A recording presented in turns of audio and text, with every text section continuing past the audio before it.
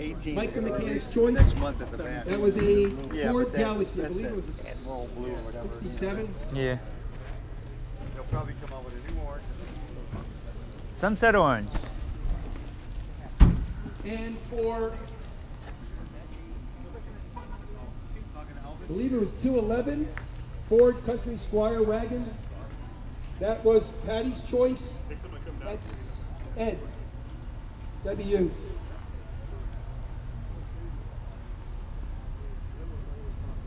And what we're doing tonight for the giveaways, if you come up and you're picking one of the sauces for Uncle Kenny's, we've got a koozie, one sauce, and then O'Reilly's hat for you. That's one of your choices.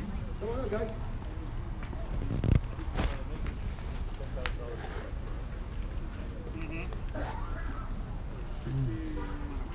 This gentleman has owned that two-tone Galaxy for 17 years. Outstanding. You got Mike McCann's choice.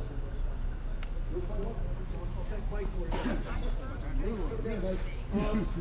Now, back in the days of the Revolutionary War, if you made $3,000 a year, you were considered wealthy. Convertible. The first job I had